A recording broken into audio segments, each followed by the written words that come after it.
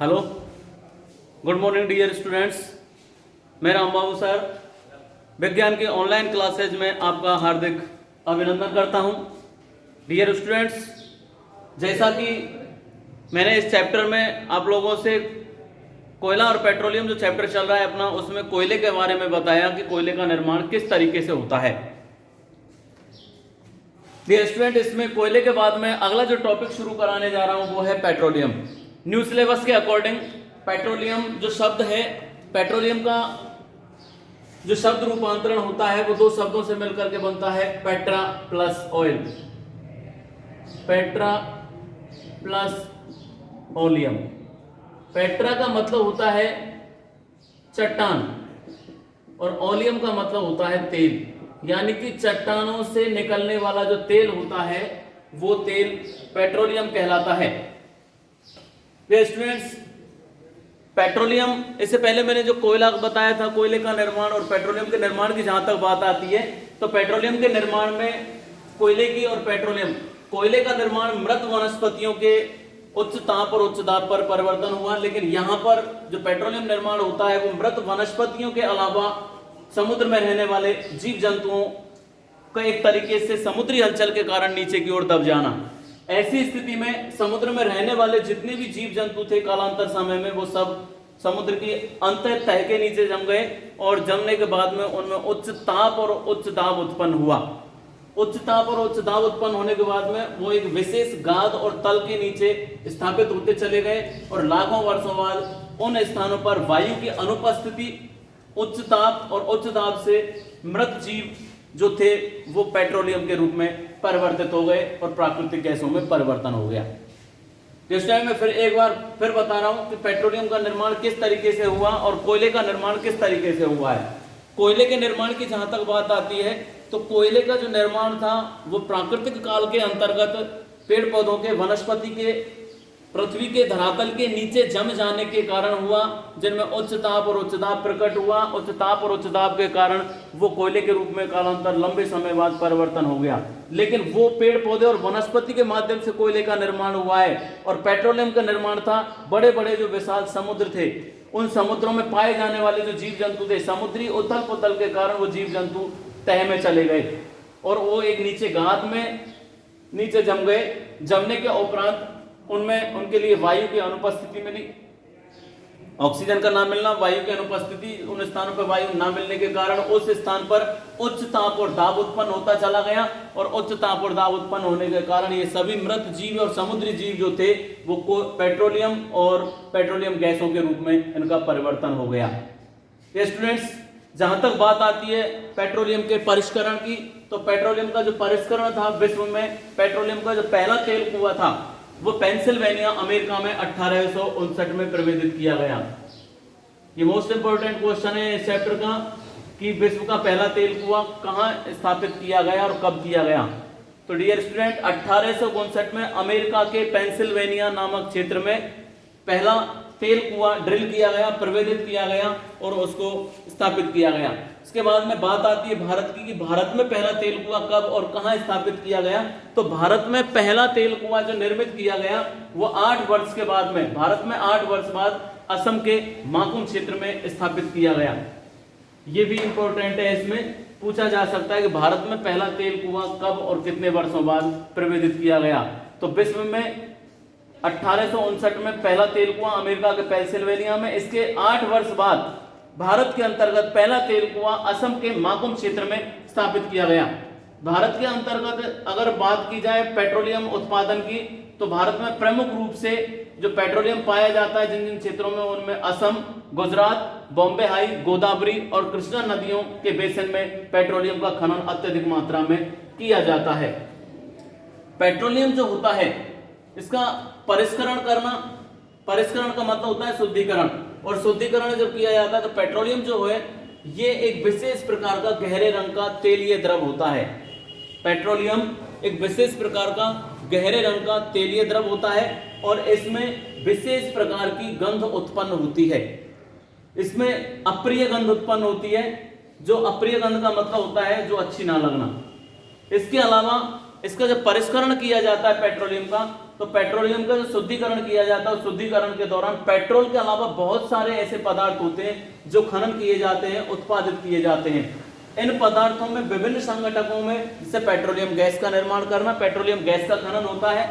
इसके बाद में पेट्रोल का खनन किया जाता है, डीजल का खनन होता है, स्नेहक तेलों का खनन किया जाता है, पैराफिन, मोम का आदि का मिश्रण इसमें विभिन्न प्रकार से उत्पादित किया जाता है।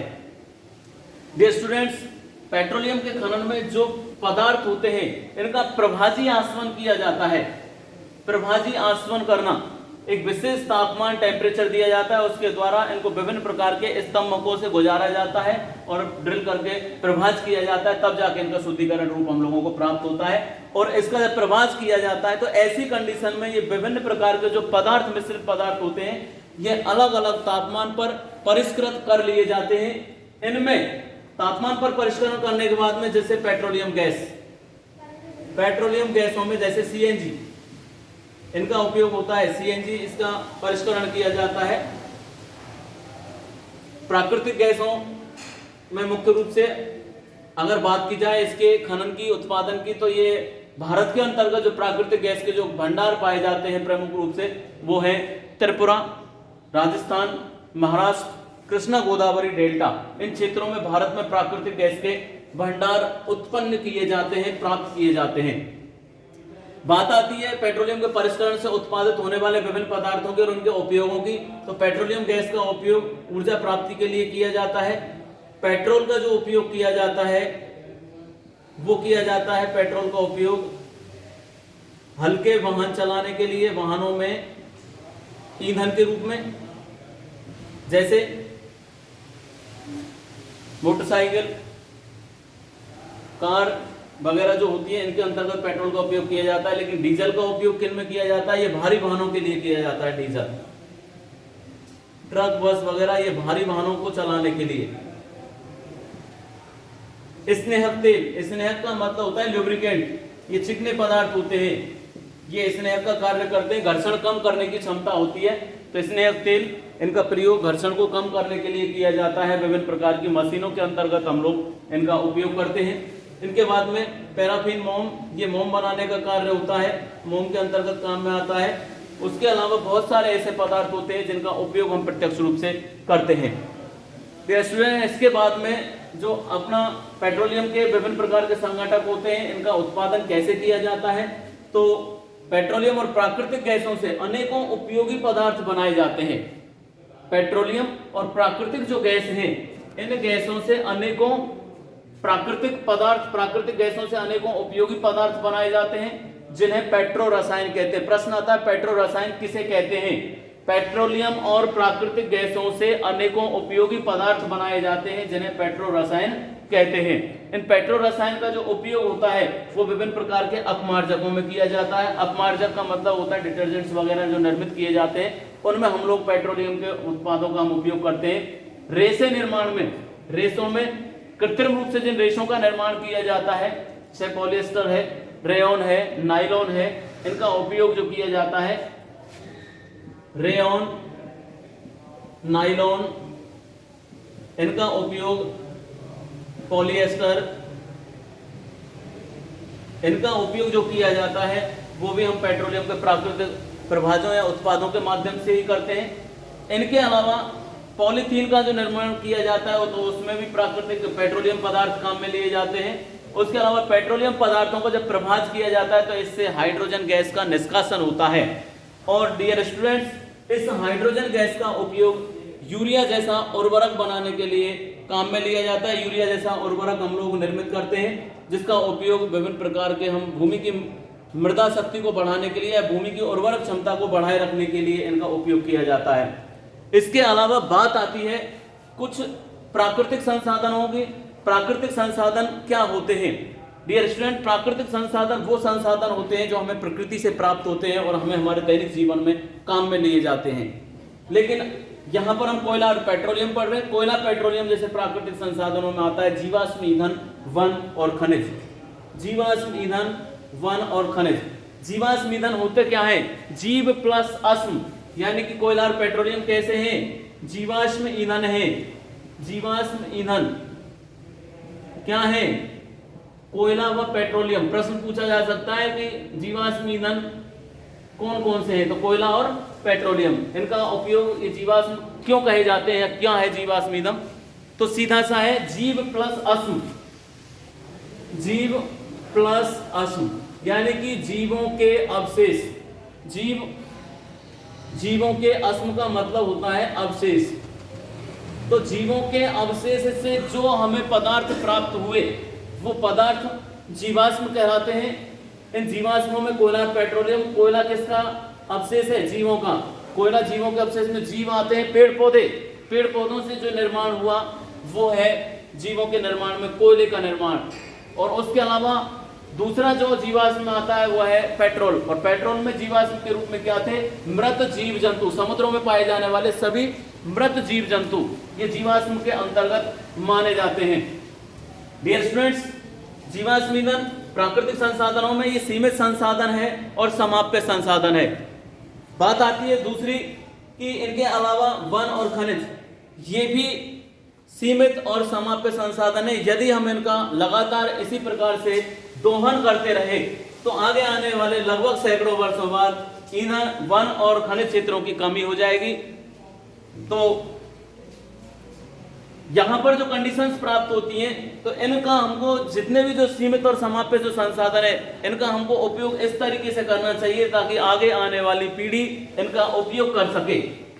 स्टूडेंट, इसके बाद में पेट्रोलियम संरक्षण के लिए पेट्रोलियम संरक्षण अनुसंधान समिति बनाएगी जिसके माध्यम से पेट्रोल की बचत करना है, पेट्रोल को बचाए रखना। स्टूडेंट, पेट्रोलियम संरक्षण अनुसंधान समिति, इसका पूरा नाम है पीसीआरए, इसका पूरा नाम है पेट्रोलियम संरक्षण अनुसंधान संघ।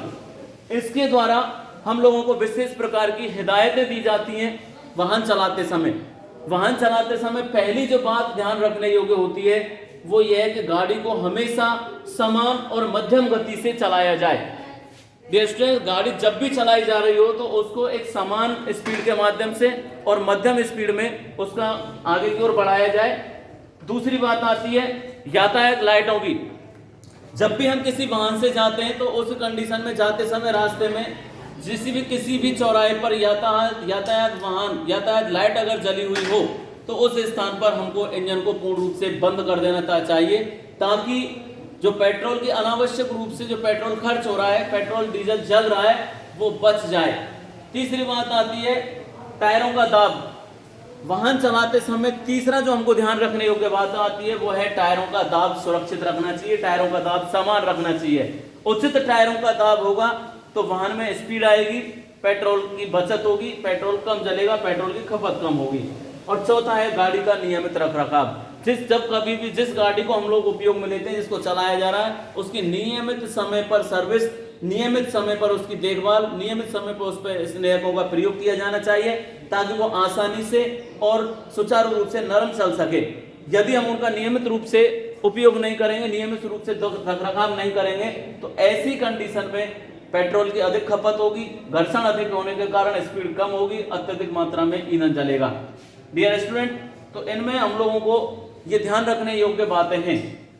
आशा करता हूं कि ये पेट्रोलियम वाला जो टॉपिक है पूरा डियर स्टूडेंट्स आप लोगों की समझ में आ गया होगा। इसमें पेट्रोलियम का जितना भी जो टॉपिक है ये पूरा टॉपिक आप लोग ध्यान से घर पर देखें, घर पर पढ़ें, सुरक्षित रहें। आशा करता हूं कि आप लोग ध्यानपूर्वक देखेंगे और पढ़ेंगे। यहीं पर ये 5वां चैप्टर कोयला और पेट्रोलियम पूर्ण होता है। अगला चैप्टर कल कराएंगे। धन्यवाद। सेफ रहें, सुरक्षित रहें।